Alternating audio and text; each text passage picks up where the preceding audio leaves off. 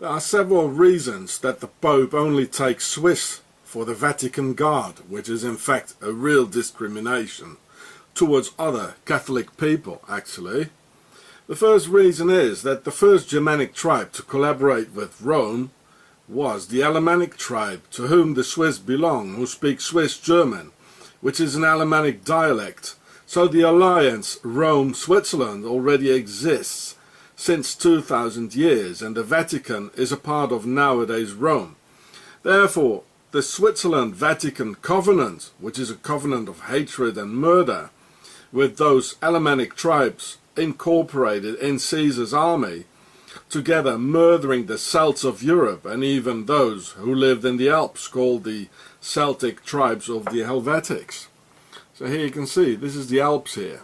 They were the first Germanic tribes, and there are even other maps where you can only see this part here taken by the collaborating with the Romans. Here are the Saxons. They were probably the last ones who collaborated with Rome, therefore they had to be in the eastern part of Germany under Russian control, because they still don't obey that much compared to the Western Germans like here. So here's Switzerland, the first one who collaborated. That's why the Pope's Guard is Swiss. One of the reasons, actually. There are more.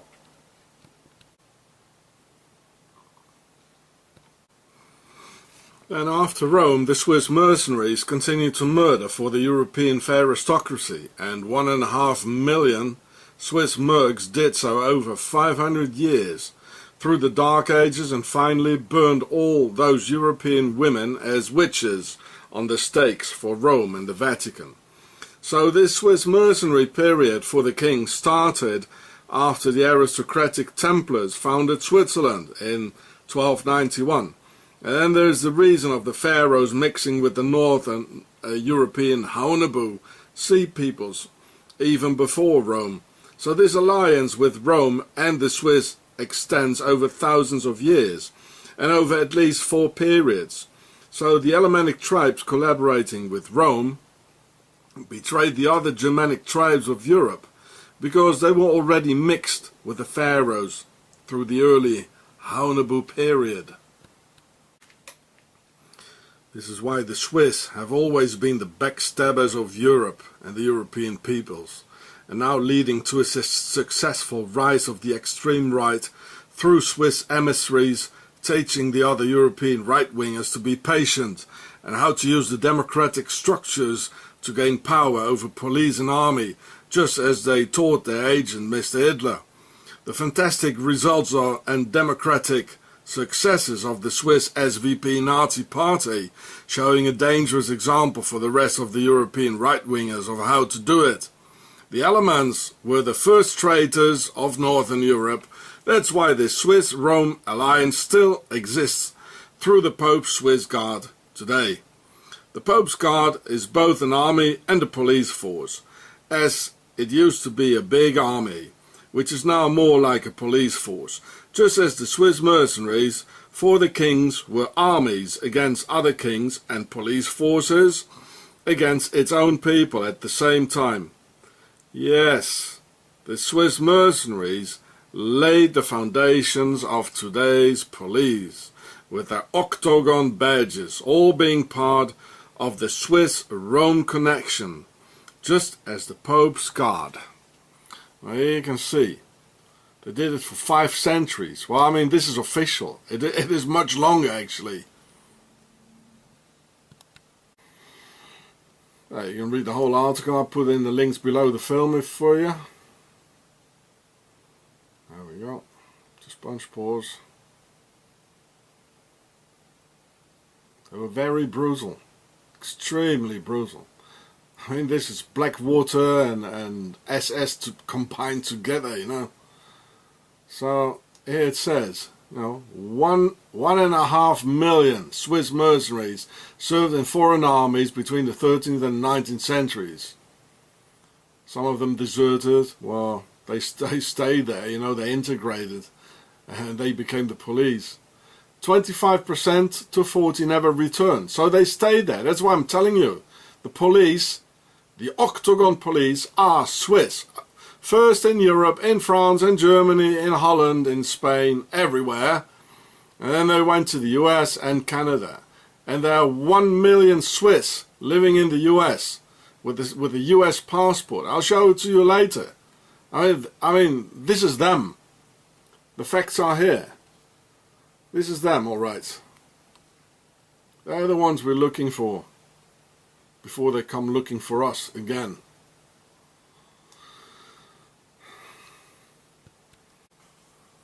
It's amazing the logistics and means of communications they already must have had in those days. Getting 1.5 million Swiss Octogon police mercs over to where they should be and serve some king or aristocrat. And of course, in those days, in the Middle Ages, they couldn't just fly home for the weekend or take a train.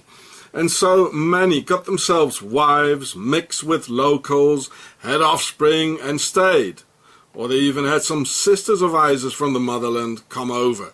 So 1.5 million men are real many, especially in the Middle Ages, policing the Europeans for the old world order, being the king's knight with an Octogon badge, having lots of offspring in their millions, continuing in the king's ranks, slowly transforming into what today we know as the police.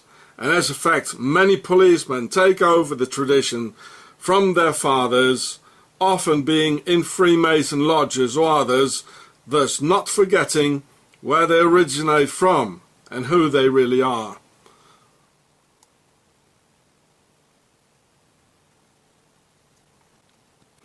Coming to the point, why a policeman from your country seems to get better along with a policeman from another country than you and the policeman from your country, with whom you can never have a decent conversation, and who seems to be so different from all the other people you know from your country, that it is hardly believable that he is a fellow countryman, and more feels like another species. The more they ill-treat you, and in the US, someone gets shot by them every single day, and even gets away with it. And how the entire European police rounded up all the European Jews, their children, and Europe's resistance fighters, and handed them over to their Gestapo pals during World War II, lamenting after the war that they didn't have a choice, or they themselves would have been sent into the gas chambers when refusing orders. A plain lie, of course, and nicely premeditated by Octogon or Tavistock. These are the king's men still today, and they have their blue worldwide army over mankind now, and more militarizing, just as in the early days of being the king's army and their police at the same time. Their uniforms are blue with gold-plated badges with octagon shapes, because blue and gold are the colors of the king and the pharaonic royal dignity, just as the mask of King Tutankhamun. 1.5 million Swiss were the king's police then for the feudal old world order, and they still are today for the new world order, only more hidden, as everything in the new world hidden went into stealth mode. This is why cops kill us, shoot on cardboard targets with our faces on it, and are impossible to have a normal conversation with. They are in fact a foreign power in our midst who came from the Alps long ago, and they know it. During the war, the Germans had several police battalions in the Einsatzgruppen, as the Hamburg Police Battalion 101. And they are no rangers, who never engaged in real bravery and combat against the enemy in battle, but who came behind the real army as a second wave of Octogon mass murderers, assassinating millions of defenseless civilians in the eastern countries by machine gunning even children and pregnant women in a big sandpit, and often buried them alive or half alive and still breathing. And after the war, these policemen went back to work, and no one ever asked a single word, just as these Swiss mercenaries were known and renowned for their brutality as rape, drinking blood, and dipping their boots into the belly's fat to impregnate them. And they never stopped doing so, and their descendants are still there today. I mean, who can do this and murder millions of children? Well, only tradition of thousands of years of mercenaries can. And I know how ruthless the Swiss are towards children, and see how they have been terrorizing my children for 17 years. Yeah, read the whole article. I mean, this is police, this is Octogon. These are the descendants of the Swiss mercenaries who were all over Europe and stayed, and they're still the king's knights. The Octogon Blue Army killing us.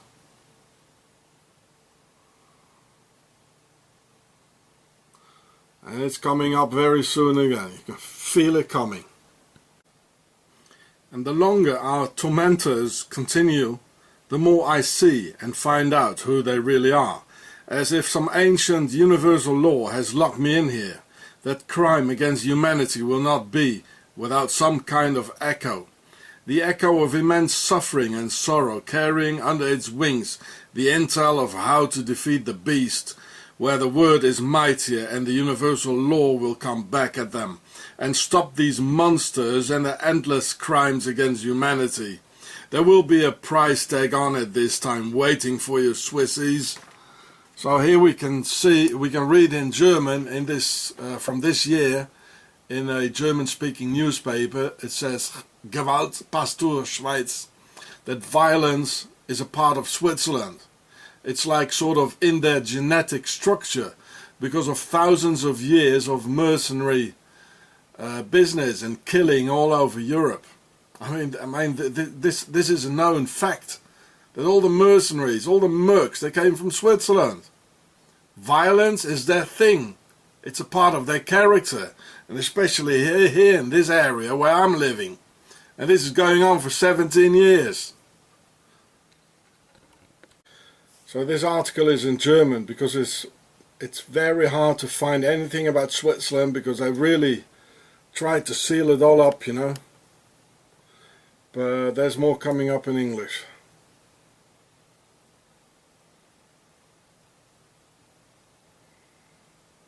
So this is in German. It's in their genetics, it says, you know. I can state that, that's true. The lies, the violence, you know, Oh yes, one more. It says Franz Rudolf Frisching. He was a colonel in the Swiss Guard in Holland. A Swiss merc in Holland, in the Low Countries. They were everywhere. Policeman and army mercenary in 1785. I put the link in the video. So today the Swissy managed to erase another video of mine again, telling us that there is a lot of explosive truth in this video, which they want to hide from mankind.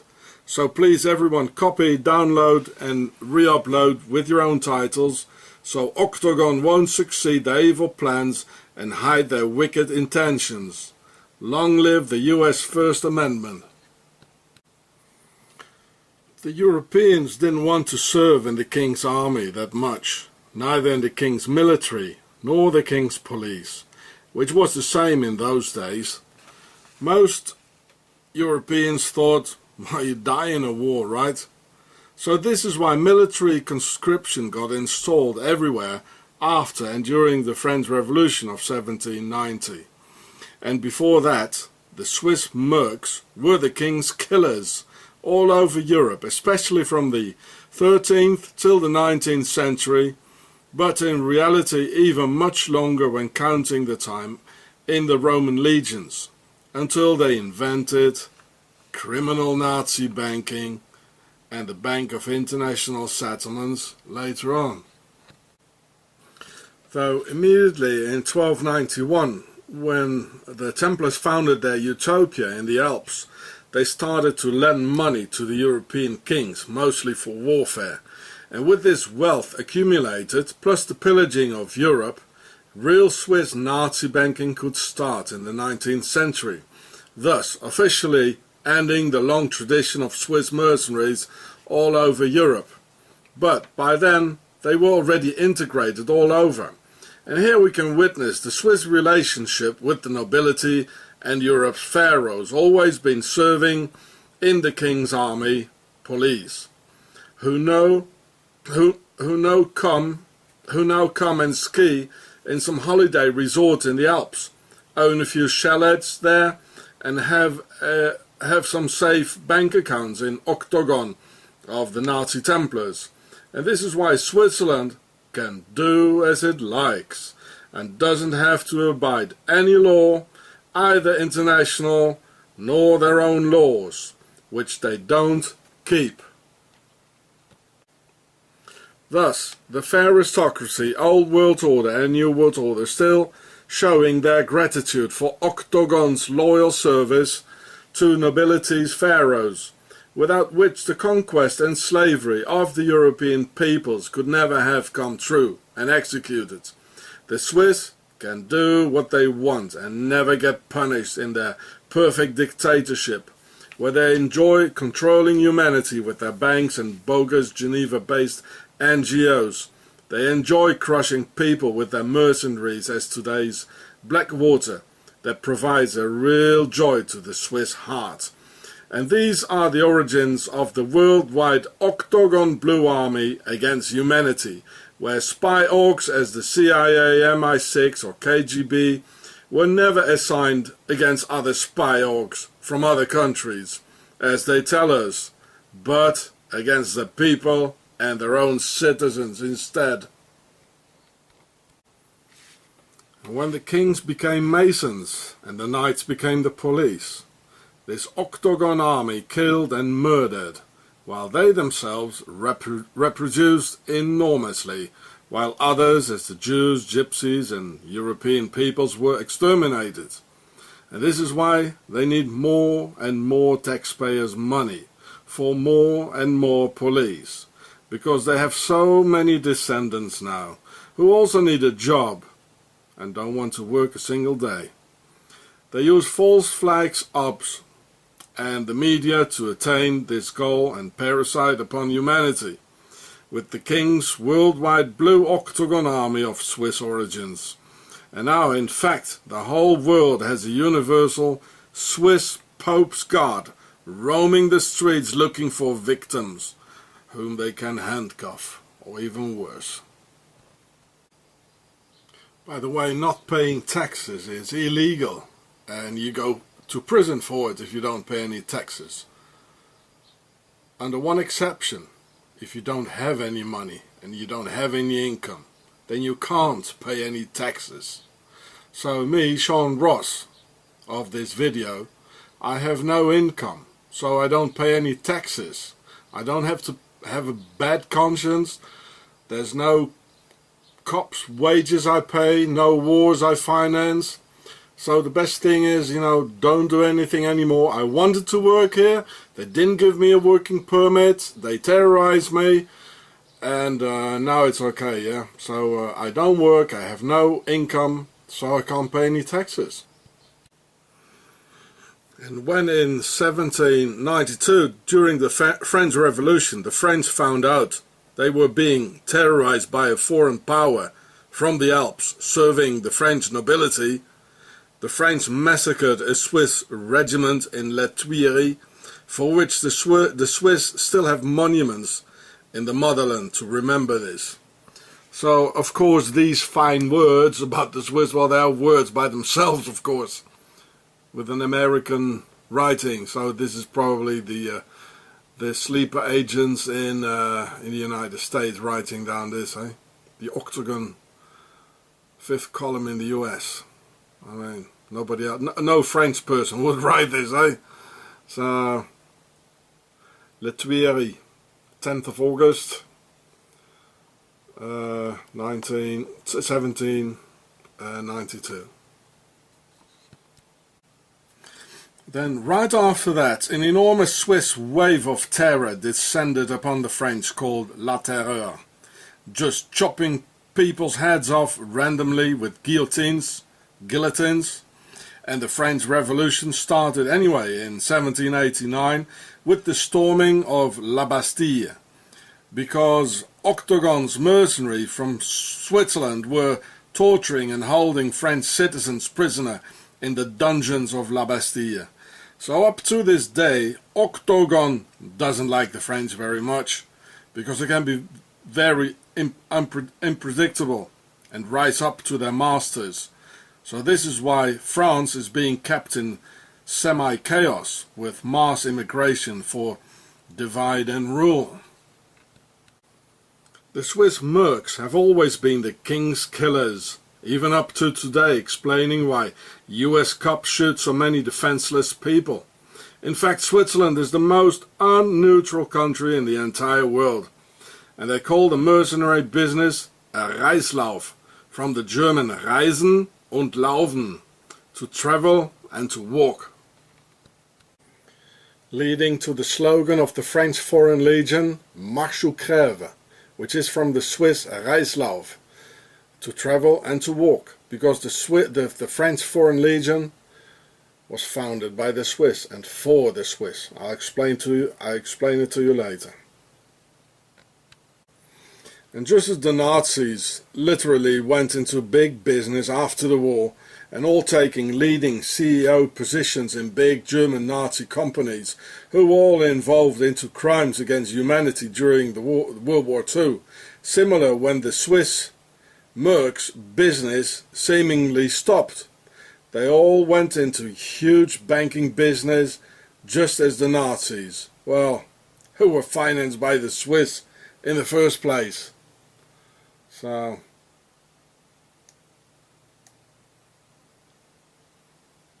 well, it's always the same with those sect leaders. They are filthy rich, and their followers, they die poor. It's just another sect.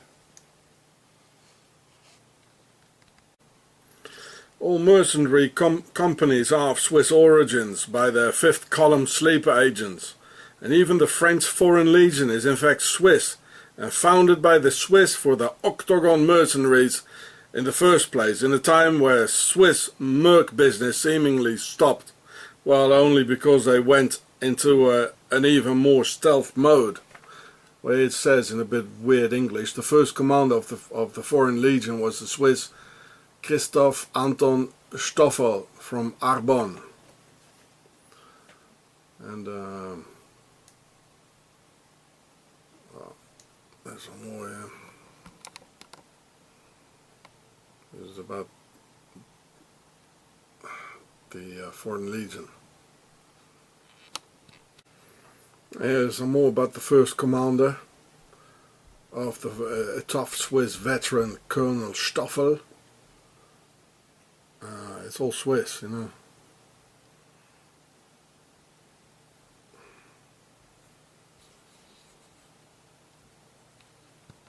Well, here's some more about the guy. It says in German, he was the first commander of the French Foreign Legion, a Swiss officer. And he was a Baron, von Stoffel, a Baron, the Red Baron. Swiss. It was founded by the Swiss. I'll tell you more about it. Here's some more in German. The first commander of the French Foreign Legion was the guy from Thurgau, the Colonel Oberst Baron Christoph von Stoffel from Arbonne. So it was Swiss. I mean, the whole mercenary business was Swiss. So of course the French Foreign Legion became Swiss. Was founded by the Swiss. Well, and it still is. It still belongs to the Swiss, believe me. Well, here's some more Swiss commanders in the French Foreign Legion. They don't even talk about soldiers. There must have been real many. He was a general, and the commandant of Lyon, a Swiss guy from Bern. And another one. Even afterwards he went into the Swiss army, a captain, This one here. And here's another one. Well, there's loads of them.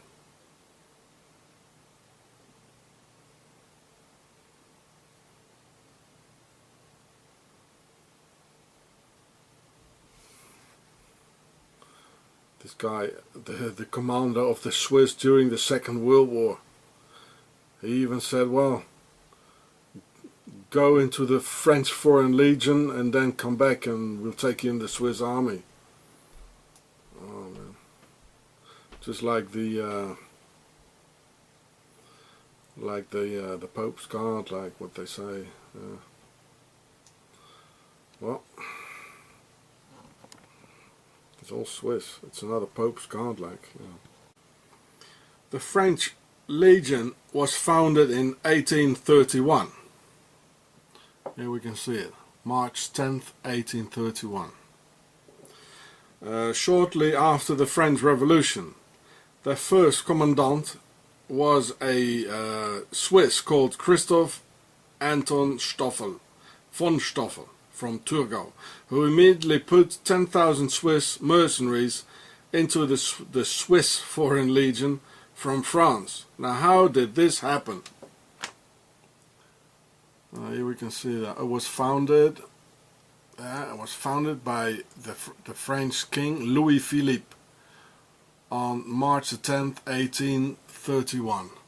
It says it was created by Louis Philippe, who spent 20 years in Switzerland, and only 6 months after he was in charge, being the King of France, he installed the French Foreign Legion, or the Swiss Foreign Legion, and put a Swiss colonel, von Stoffel, at the head of it in 1831, March the 10th. And I think it was the August 9th, 1830 when he came into power. And if you look at the songs in the Legion, the things, you know, where is it? These slow songs they sing. It says pour les Alsaciens, les Suisses et les Lorrains. So that would be, they only sing for these three here. In English, that's the chorus. It says, oh yeah, here. For the Alsatians, well, they speak Swiss German in France. That's the eastern part of Switzerland. The Swiss mercenaries, they murdered all the original Gallo-Romanic inhabitants of Alsace in the 30-Year War, and then the Swiss, they all settled down. So that's why they speak Swiss German. As Alsace, it means all Swiss. Al-Suisse. So it's only for the Alsatians, who are Swiss, and the Swiss. Remember the guy from the Auschwitz concentration camps I once filmed. Well, YouTube took it off immediately. He was of Swiss descent. He even knew it that 350 years ago. And so Alsatian, that's where they speak German. There are two German dialects, Germanic dialects in France. Here they speak Alemannic, as in Switzerland, and in Lorraine they speak a Frankish dialect. So it's only for the Germanic or German-speaking peoples and the Swiss, because it's all Swiss. It's Swiss mercenary business, made by the Swiss, and with the Swiss colonel in the beginning, the French king. It is Swiss. They always were the mercenaries, and even here in their songs it says. And it says, for the Belgians, there's none left. They are lazy shirkers, whatever that is. And well, they don't like the Belgians. But all the Alemannic people, the Swiss, well, they are okay. Probably part of the Swiss discrimination. This one is good. Well, me, Sean Ross, I'm not good. So I'm probably part of the Belgians. There's none left. I'm a lazy shirker. Well, I'm working very hard on my videos. It's the only thing is I can't get out of the house, and they didn't give me a working permit. So I mean, how can I work? And if they put me in a prison, how can I work? Well, I am working. I'm just not getting any money for it. Well, anyway, okay. Hey, Swissies.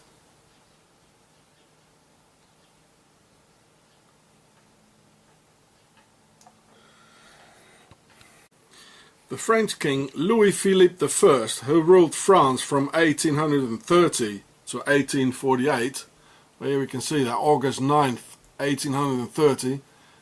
Remember the French Legion in March 1831, so only 6 months later, after he was in reign. Well, it remembers me of Herbert Hoover. 6 months later, no, was it 4 months later or 3 months later? He founded the Bank of International Settlements was founded, or after the Black Tuesday, you know.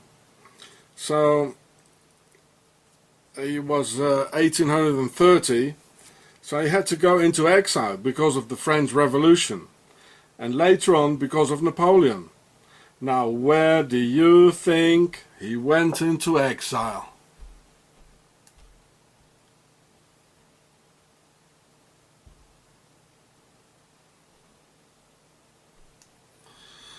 Oh yes, Switzerland, of course, where his loyal king's killers and Octogon's mercenaries brought him to, where he stayed in exile more than 20 years, from 1793 to 1815, the year of Napoleon's defeat of Waterloo, upon which the Swiss annexed large part of eastern France, of the Jura mountains, until this very day. So over these 20 years, the future French king and Octogon had plenty of time to talk, conspire and make unholy alliances, which was beyond doubt the very reason they made him king of France anyway. So, yeah, it says the exile here, 20 years. He went to Zurich and Swiss neutrality. He went to Basel here, against Switzerland, and he was all over Switzerland for 20 years. The French king. And the first, Schaffhausen, everywhere. So as concluded with the Swissies, the very first thing he did when coming into power on August 9th, 1830, was a few months later, on March 10th, 1831, install an army inside France for his loyal Swiss Octogon pals and Swiss mercenaries, called the French Foreign Legion, to control the people of France with a foreign power until this very day. And he put the Swiss Colonel von Stoffel at the head.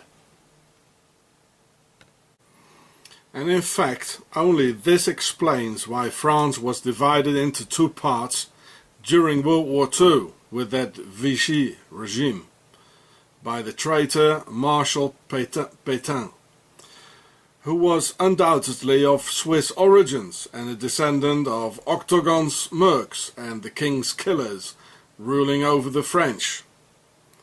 And that's why in 1944 he tried to escape too, and well, he did escape too. Well, yes, Switzerland. Here it says Pétain, Swiss. Here he is, the traitor. And this is in a Swiss newspaper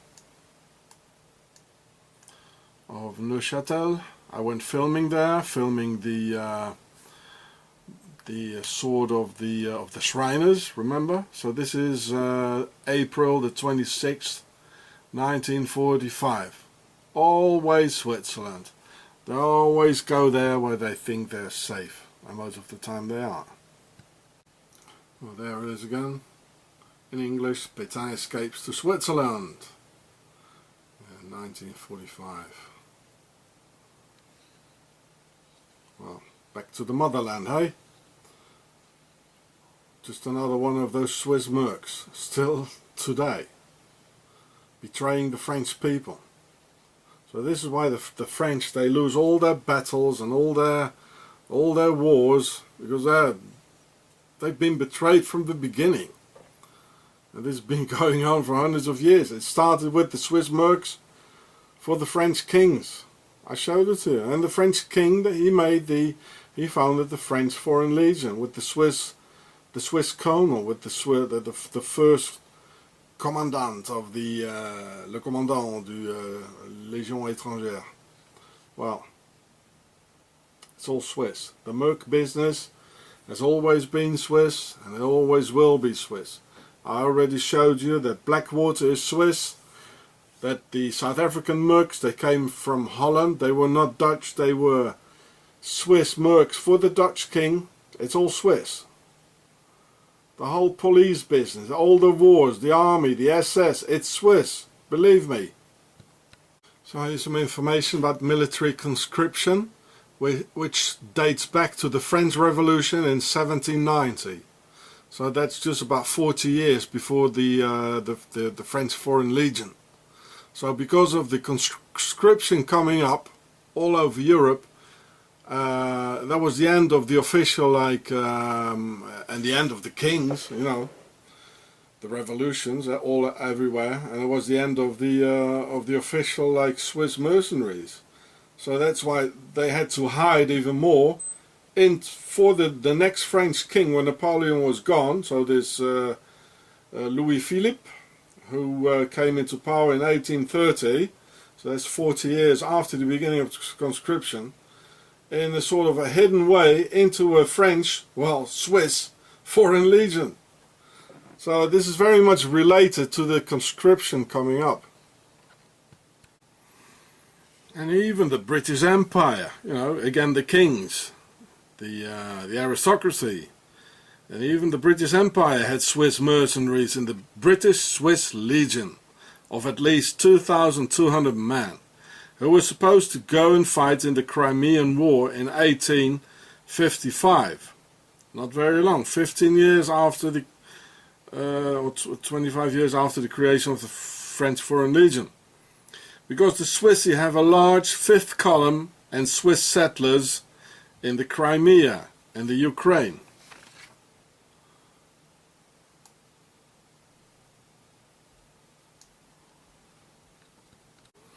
Now look at that, the Octogon from Octogon. Now doesn't that sound utterly awakening and ringing some bells concerning today's actualities in the Ukraine, World War III building up, and Swiss President Didier Burkhalter being sent there all the time to talk with Mr. Putin, making secret plans against humanity. Here we can see the Swiss cross here, like on the Swiss flag, the Templars thing, which we can see on Alex Jones's little bottles he's selling. Oh, there it is. I'll put it in the links for you. Oh, there's some more. The British Swiss Legion and Octogon in the same Alex Jones Swiss cross. Wow. There's some more. The British Swiss Legion. Oh, they're still there. Maybe they were partly the SAS killing Irish people, eh? They didn't leave. Couldn't take an airplane in those days, see? The Octogon, here the Octogon, British Swiss Legion, for whom? Well, for the crown, with the Templars cross on it. Oh. Well, they were everywhere. Each king, every aristocrat had a Swiss Legion, Swiss mercenaries. You know, colonel at the Swiss artillery school in Bienne. It's really a lot. They are the war makers. They never stopped. You think they just stopped it after thousands of years? Well, come on. Of course they didn't. into killing business. Very brutal. No mercy. That's why they like to have them, the Swissies, huh? Now you see this Swiss aristocrat and colonel or general. He was in Ireland. He was in India. It wasn't even, maybe not even the English killing the Irish and their children. They're the ones who always did it. All these wars. The Swiss are everywhere, installing fifth column sleeper agents and go for the key positions in Russia, Crimea, Ukraine, Brazil, Uruguay, Hungary, Bessarabia, France, the US, Germany, etc., etc. And having their non-really integrating Nueva Helvetia, Pequeñas Suizas communities everywhere.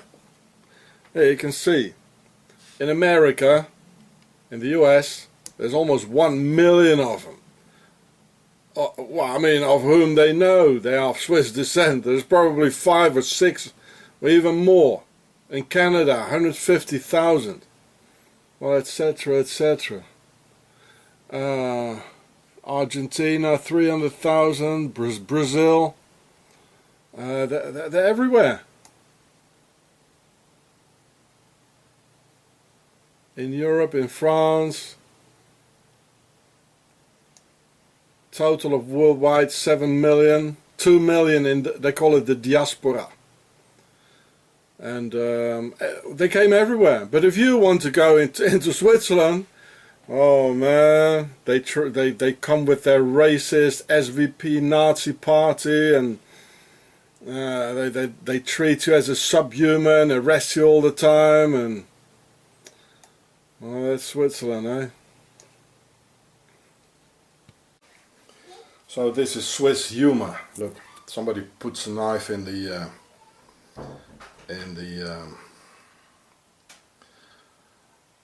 bicycle of my youngest son here. It's through both sides.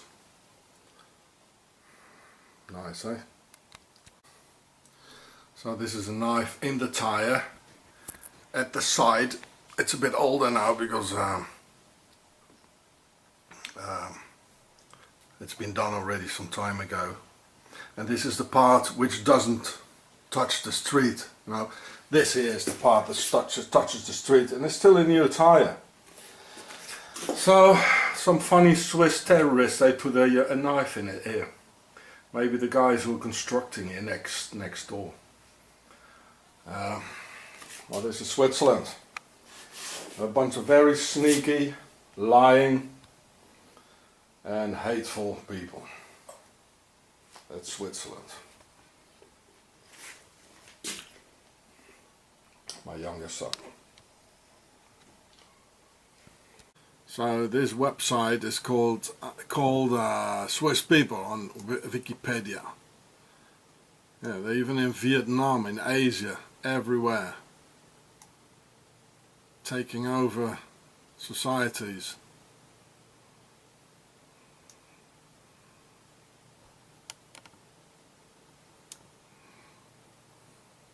They don't change, look. They don't change, they don't integrate. They're talking about foreigners, Swiss diaspora. They're talking about immigrants in Switzerland. Oh, they have to integrate. Well, they don't mean integrate, they mean obey everything which we tell you.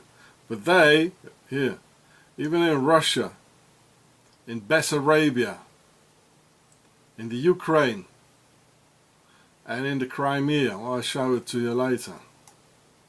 In Singapore, Sri Lanka, of course the United States.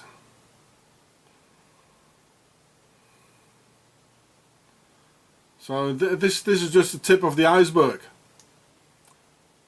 I mean, 2 million officially. I mean, that's only the last 100 years maybe, but there must be I don't know, 20 million worldwide.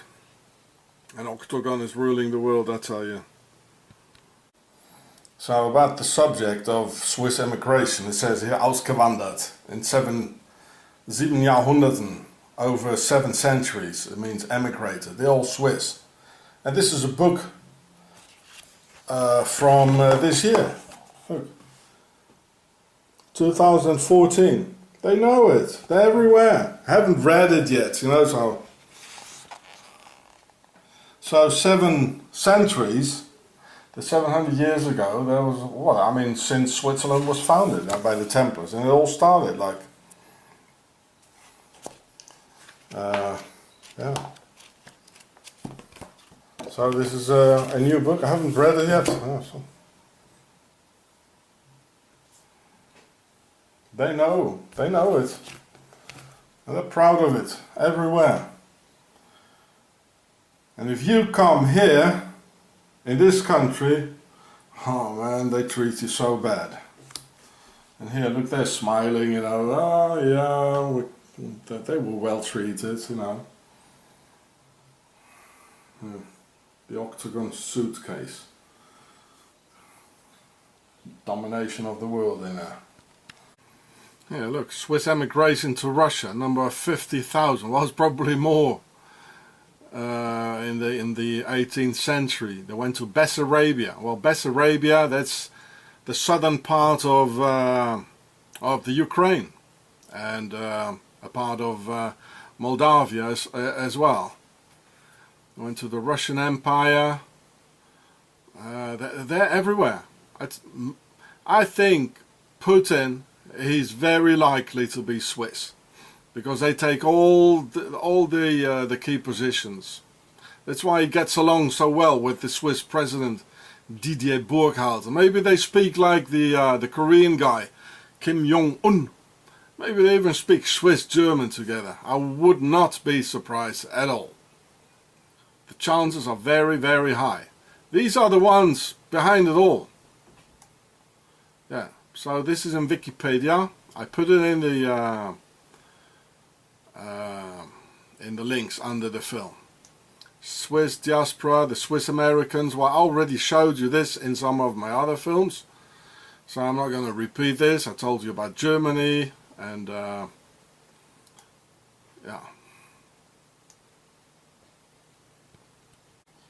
I don't know if this is true, that Putin's father fought for the Nazis. Well, it looks like Putin, but that would explain a lot. That Putin is like a Cossack, I think, in the Nazi uniform. That Putin is talking with the Swiss president of Octogon, and he liberated the oligarch Khodorkovsky, and all these sort of things, you know. I mean, if this is true, then he is Octogon, which I think he is. I mean, you won't become president or a prime minister if you're not part of the gang. It simply doesn't happen, right?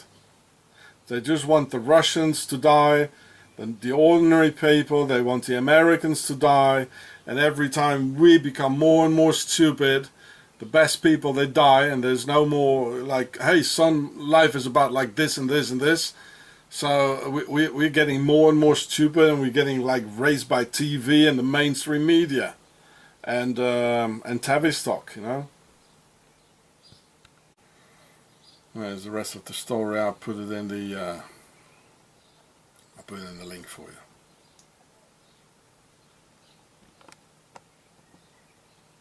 As a historian, I can't verify this if it's true. The rest is true. The rest is history. There are facts. This I don't know, but it might explain a lot, if not everything. And of course, if he's Octogon fighting for the Germans and all that, I mean, Putin is Swiss. That's why the Ukrainian war for the Swiss colonies in the Crimea, Bessarabia, and in the Ukraine, the Zurich Valley, and all this, it explains everything. Talking with the Swiss president and taking his orders. So here's Bessarabia. Well, it's not in Arabia, it's in Europe, but it has to do with the Ottoman Empire. So here's the Ukraine, the Crimea. I showed it to you too. The Swiss emigrated here as well.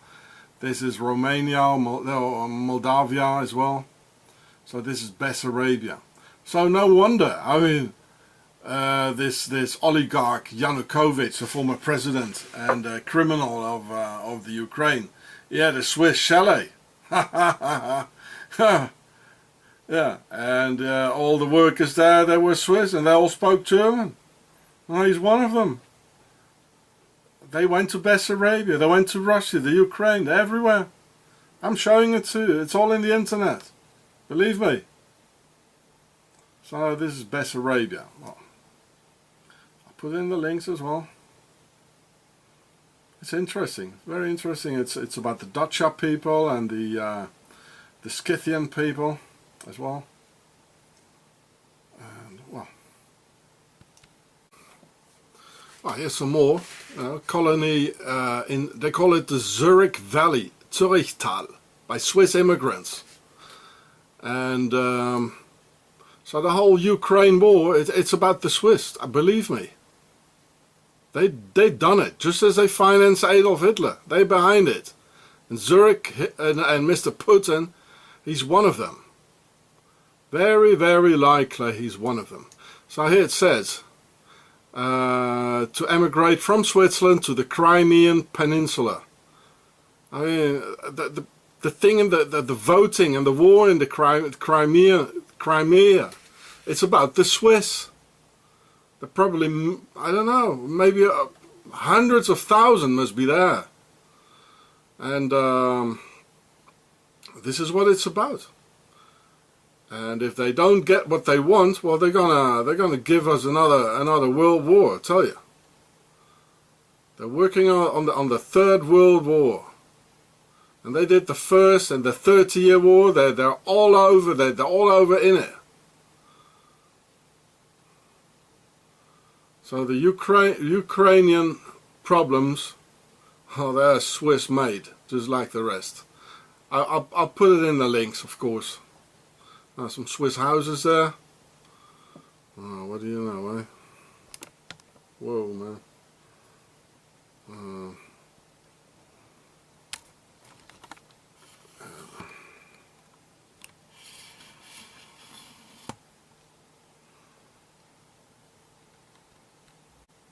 They even changed their names from Ila into Yagovlevna. Well, that sounds Russian, doesn't it? Hey? So you don't see that. So, you know, it's not that obvious anymore. They're gone. This is what a fifth column is like. And as I've already shown you in my other films about the fifth column in America, they call themselves the Swiss diaspora, the Auslandschweizer, the fifth Switzerland. This is where the word, the fifth column, is from. The sleep agents. I mean, they even made the word, you know, fifth column. I mean, nobody understands it, you know. Well, in those days, now everybody does, or most of the people. But in the beginning, the fifth column, or the fifth Switzerland, who knew what it meant? This is in German, the Krim, the Swiss, Schweizer, Zurich, Zurichtal. Well, you can all read it yourself. I mean, these are solid proofs. They are everywhere. I put in the links for... Oh, this is going too fast. Yeah, they're everywhere.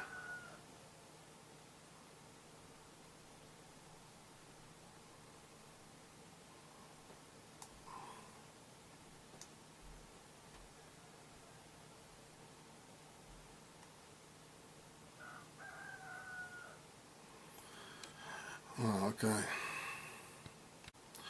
Oh, here's some more about the Swiss in Russia. Crimea in German. Well, did you know this, Mr. Putin?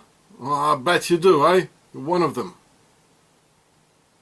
Going for the key positions, like Eisenhower, like Herbert Hoover, like Gay Edgar Hoover.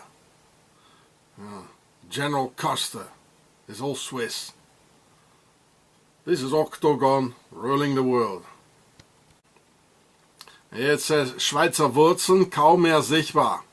The Swiss roots are invisible. I bet they are. Here it says, Schabo, ein Schweizer Kolonie, a Swiss colony in Bessarabia. And again, you know, don't try and come here You know, they treat you so bad, while they are everywhere in the world, and taking key positions, making wars, financing wars, Swiss banking, Nazis. The Ukrainian Nazis, whom they are talking about, they are Swiss, believe it. Hey, Mr. Putin, the State Department, if you don't know it, well, have a look at this. Here's some more about the Swiss in the Ukraine. And it says, it means they disappeared, you know, well, they became invisible, you see. I'll put in the link. There's even some Swiss with a Zwicky, Vladimir Zwicky.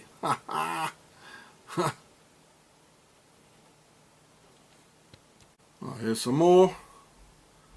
The Vladimir, a Russian name, Zwicky. You know, the name is still Swiss. It says they disappeared. Well, I bet they disappeared, you know. There's even an email here. They are the Nazis of the Ukraine, believe me. They're the Nazis in Europe. And before we all kill each other again and another world war. So I hope some people look at this here, so we can stop it and get the real guilty ones, you know. Well, I put in the link, so you just read it yourself. This is in German. Of course, there's a lot more in German, because, I mean, that's their language. And even the Swissies who speak French or Italian, they are Swiss Germans. I mean, look at the phone book. They're all Swiss German names. Well, I bet you won't find any more Swiss German names, or they probably changed them in the Crimea. They are the ones behind the turmoils in the Ukraine. Believe me, the Swiss banks are going down. They have billions to pay to the Americans, and they're going to take them all down, the IRS. This time they're doing a good job, the IRS and the NSA, because it needs the NSA, you know, because it's the most invisible crime of all, the financial crime. And this here, what the Swisses are doing. So, I don't like governments, I don't like police, I don't, you know, but only the NSA can look behind the screens. And so I hope they're watching this. Well, all Swiss names here, you know, some of them. Yeah, so these are the ones behind it. I'll put this in the links for you as well.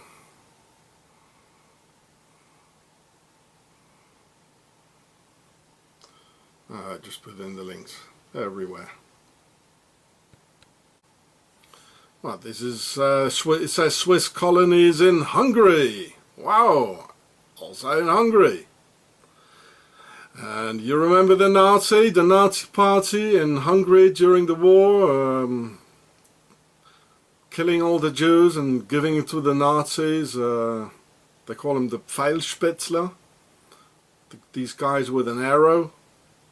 And now the rise of fascism in Hungary. It's enormous. They even have concentration camps again, you know. The Swiss went there. I can even show it to you. It was in the newspaper. The Swiss Nazi party, the SVP Nazi party, they went there a couple of weeks ago to the Hungarian concentration camps. Now, in 2014, Nazis now in Hungary, Nazis then. Well, they're the ones behind it. It's all Swiss. You know it if you live here. You know, I've been here for 70 years. I know how they eat. I've never seen so much hatred in my whole life. I've never seen so much evil, so many lies, and so organized. So much Nazism and fascism and evil. It's pure evil. I know them now, and they're everywhere. Yeah, look, the Swiss in Brazil. Well, they look very Brazilian, don't they? Huh? Helvetia everywhere in Sao Paulo, a Swiss colony in Sao Paulo. Well, it's the biggest town in Brazil, I think it is. I'll put in the links, read it yourself. Of course, there's, as I told you, there's more in German.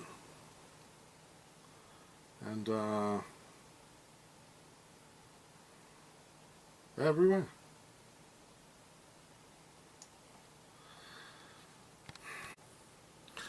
Oh, Swiss colony in Uruguay.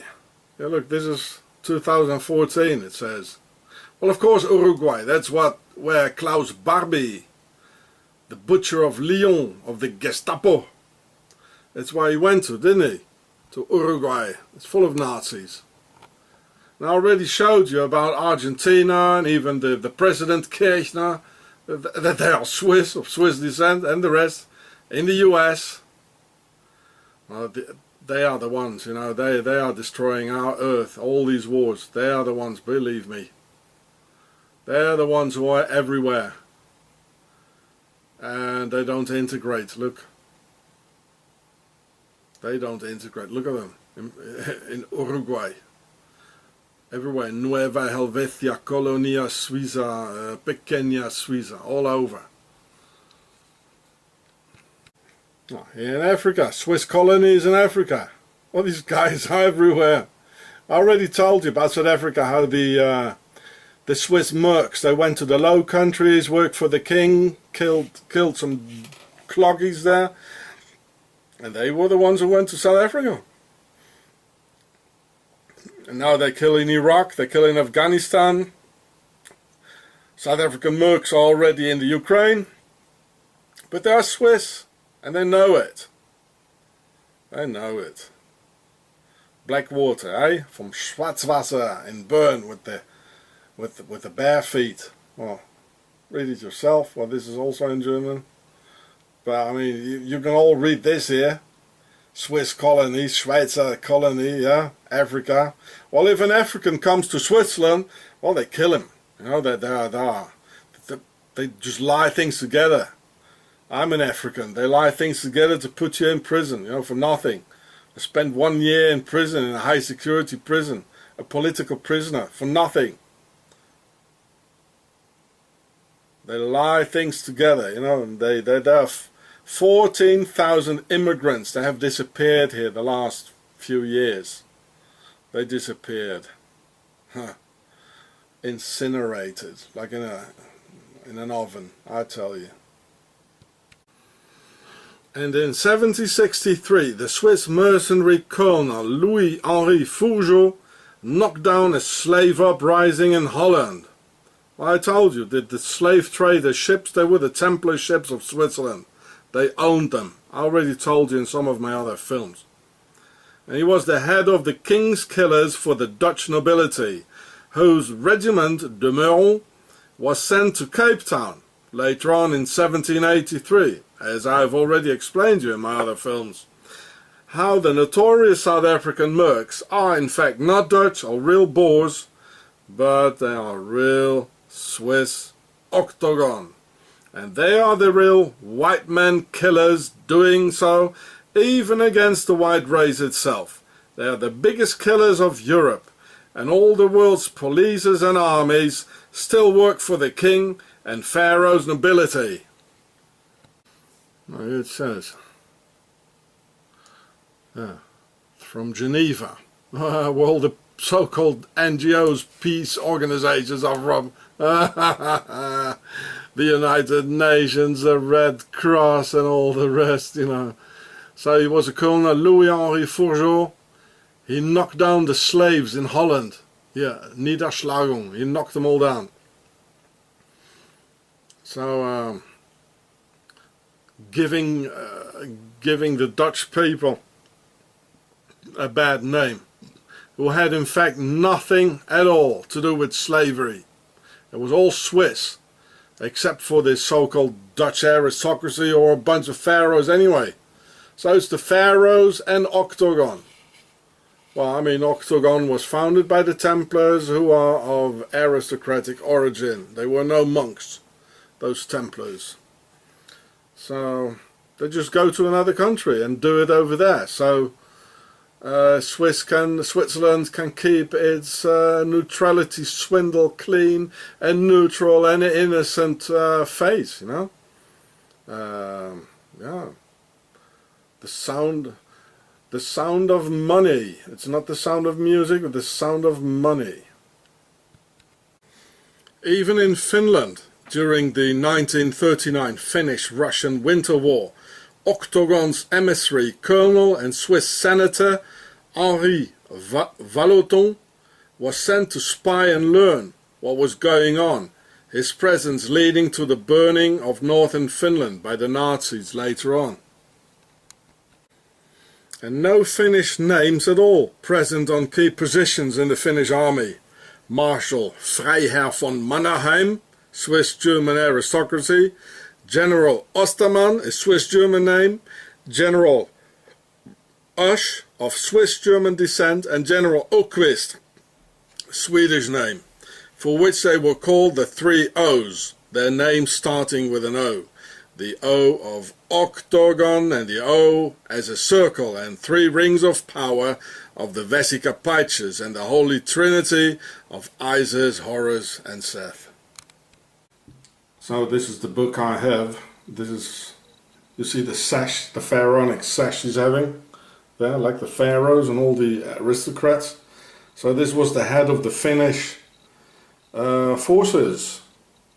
Freiherr von Mannerheim. Well, what a Finnish name, eh? Yeah, von Mannerheim. They even wrote this for the Swissy. I guess that's an octagon, isn't it? Well, anyway, there's the Templar's cross. So this was the book. The book is from 1940 as well. So this guy was a senator and a Swiss colonel. Yeah, in Zurich. The book is from 1940, Zurich, and this guy he went and spy for Octogon in Finland, in Suomi. Well, there he is with the other Octogon members. Not very typical Finnish name, Oesch. He's at least his parents are Swiss.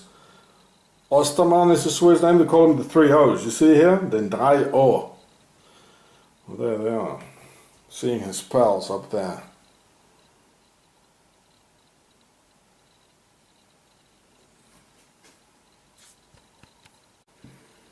So that's all from the book.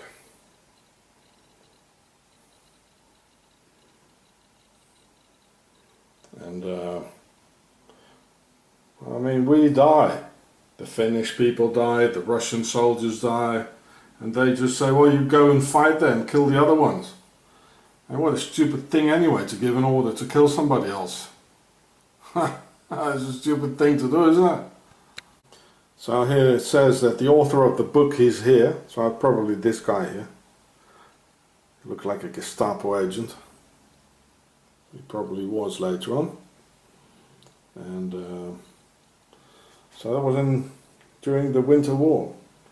And this sort of neutral country goes to see where the wars are and spy. Well, that's not a very neutral thing to do, is it?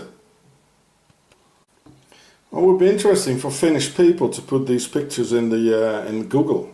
I don't know how to do that, so maybe nobody knows them, these pictures here in Finland, because they are Swiss pictures.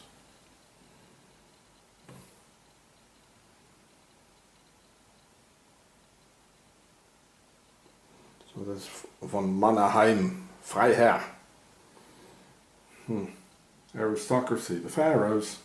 We die, we shoot, we bleed, and they just eat and give the orders. Some more, the Winter War in 1939, 1940.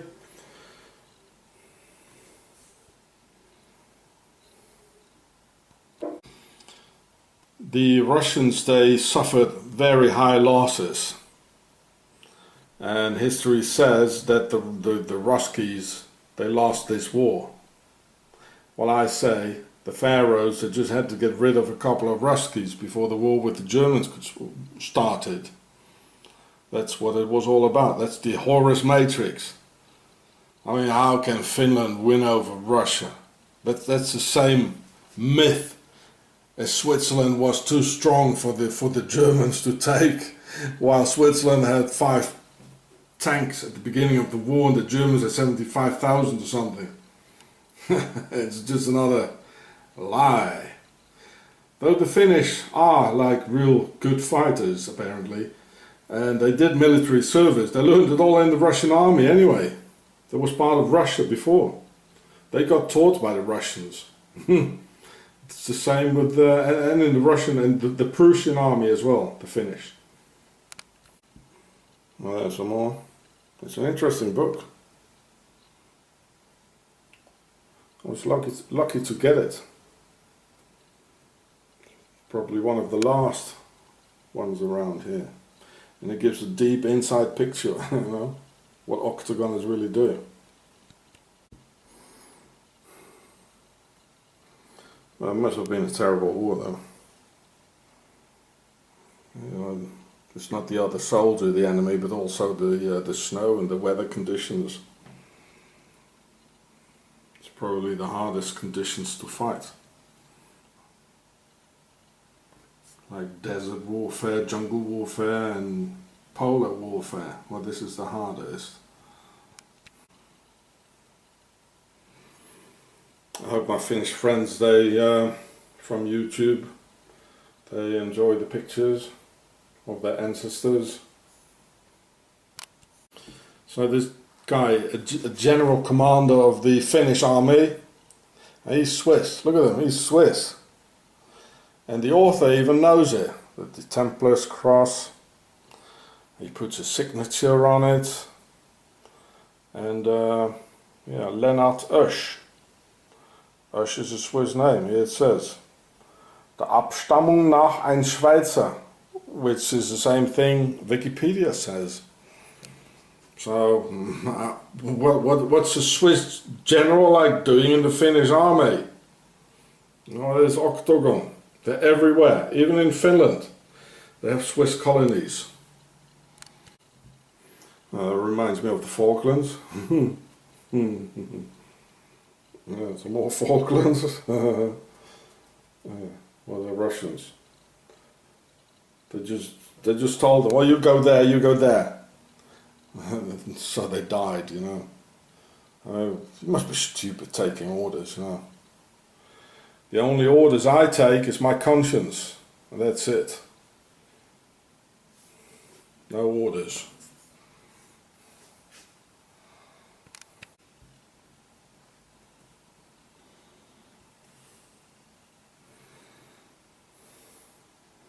But the Finnish population, they must have been real scared.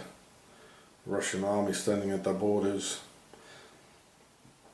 But the headship never even wanted to take Finland. If they would have wanted, they would have done it. If the pharaohs would have wanted to take Finland, then it would have happened. But it was not in their plans.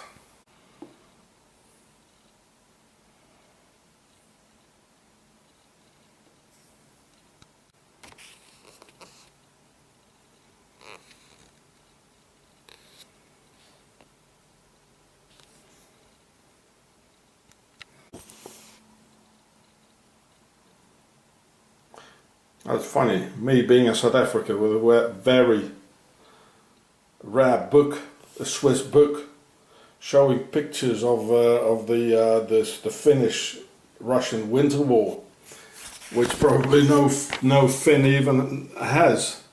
What was that, Helsinki? No, well, it was Destiny, eh?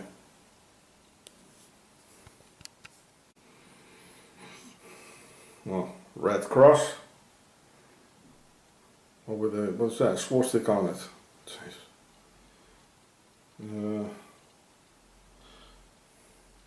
Yeah, some swastika thing for a nurse in the Finnish war. Well, that's weird. Should analyze this. The swastika Red Cross line in the Finnish-Russian Winter War.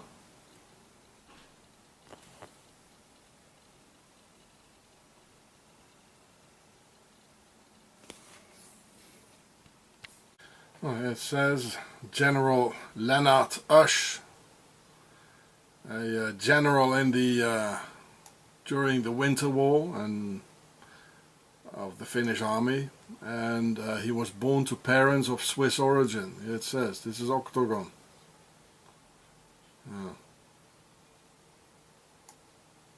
Here they would never give in Switzerland they would never give an immigrant such a high position. Only to the Swiss. And later on, I mean, these guys they invited the Nazis in Finland.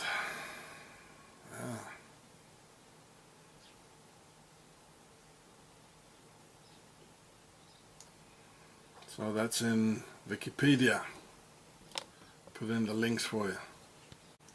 Here's the other one, Åquist, the other one of the three O's. He got trained in the Royal Prussian Army, the 27th Jäger Battalion, against the English, against the Americans, against the French. So, well, this is a Swedish name. There are no Finnish names in the among the Finnish officers.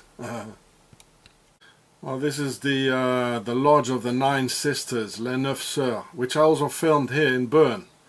And after I uploaded it, they took off the name from the doors very quickly.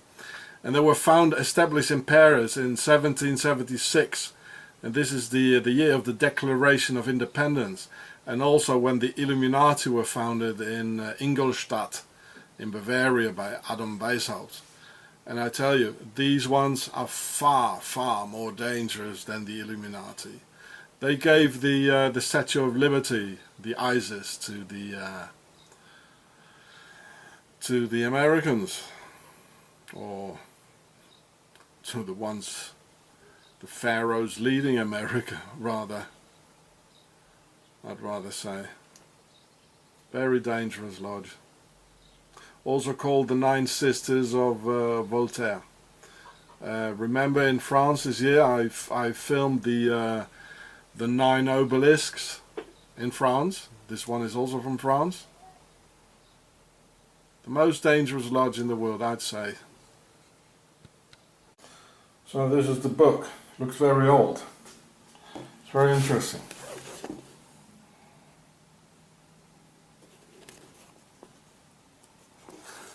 It's all yellow and smells. It's a miracle. It survived. It survived some water flooding and a lot of other things. You know, it's still there. It must have been like that. Don't you think it's a coincidence? This book has a lion. Yeah, this is the symbol of the aristocracy and royal dignity of the pharaoh. The book's cover is in blue and gold as lapis lazuli on King Tut's royal mask, or the blue uniform of Octogon's worldwide blue army with a gold octagon badge pinned on it. Also showing 9 pentagram flowers as in the Lodge of the 9 Circles and Lodge of the 9 Sisters. Plus the Muslim round sword Hanjar, here it is, of the Shriners and the Hanjar SS division, and filmed in Octogon in my Neuchâtel video. All in all, in a coat of arms. Here it is, like on the Swiss Army knife. And why does it have 2 swords? One Templar sword, or the Crusader sword, and one Muslim sword. Well, that means the pharaohs here, this is the pharaoh, the lion, the symbol of the aristocracy with the crown. And so it means they controlled both sides, the Crusaders, and they controlled the Muslims, you know, the Hashashin and the Templars. This is what they always do. And we have to die, and they don't. They get more and more power, and we get more and more stupid as a farmed race. Well, this is Octogon, the heart of evil, the hidden enemy of mankind with their sealed lips of conspiracy and secret smiles. Well, don't you think twice that this colonel doesn't know what he's doing and that he's not part of the aristocracy, of the pharaohs of Octogon? Well, don't you think that for a minute?